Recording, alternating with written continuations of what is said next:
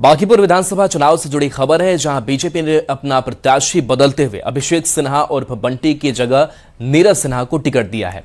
BJP उम्मीदवार नीरज कुमार सिन्हा ने CM सम्राट चौधरी से मुलाकात की। इस दौरान मौके पर प्रदेश अध्यक्ष संजय सरावगी भी मौजूद रहे।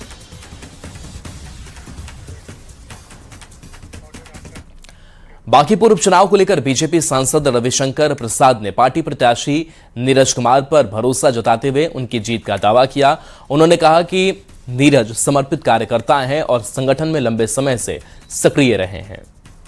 बहुत सुविचारित तरीके से माननीय नीरज जी को बांकीपुर का प्रत्याशी बनाया है। नीरज जी हम लोग के बहुत प्रामाणिक कार्यकर्ता हैं। उनका पूरा परिवार जनसंघ के समय से विचारधारा के लिए जुड़ा रहा है। नीरज जी भी बूथ और मंडल के कार्यकर्ता रहे हैं। सादगी भरा जीवन है उनका। मेरी बहुत शुभकामना है और पूरे कार्यकर्ता और जनता उत्साह से लगेंगे और बहुत निर्णायक जीत होगी। बांकीपुर विधानसभा उपचुनाव को लेकर जेडीयू के मुख्य प्रवक्ता नीरज कुमार ने कहा कि दुष्प्रचार ही विपक्ष की राजनीतिक पूंजी है। मुद्दे और नेतृत्व के अभाव में अफवाहें फैलाना उनकी मजबूरी है।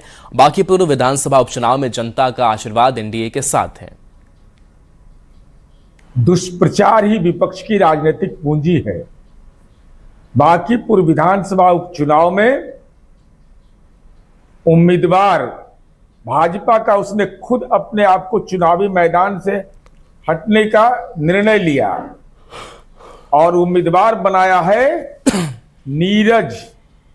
मंडल अध्यक्ष नीरज का अर्थ होता है कमल, और कमल भाजपा का निशान है जो एनडीए का संयुक्त प्रत्याशी है। तो ऐसी स्थिति में विपक्ष इस बात के लिए चिंता करे कि नीचे से फर्स्ट कौन करिएगा।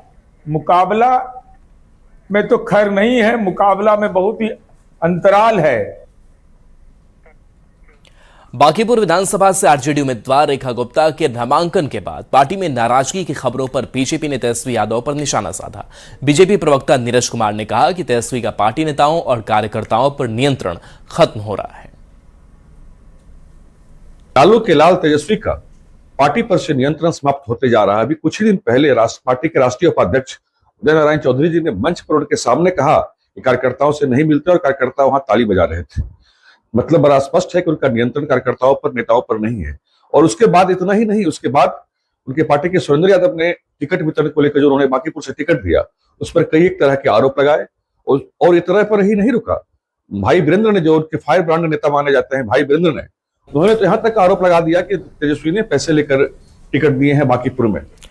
बांकीपुर उपचुनाव में बीजेपी उम्मीदवार बदलने पर मंत्री श्रवण कुमार ने विपक्ष पर तंज कसा।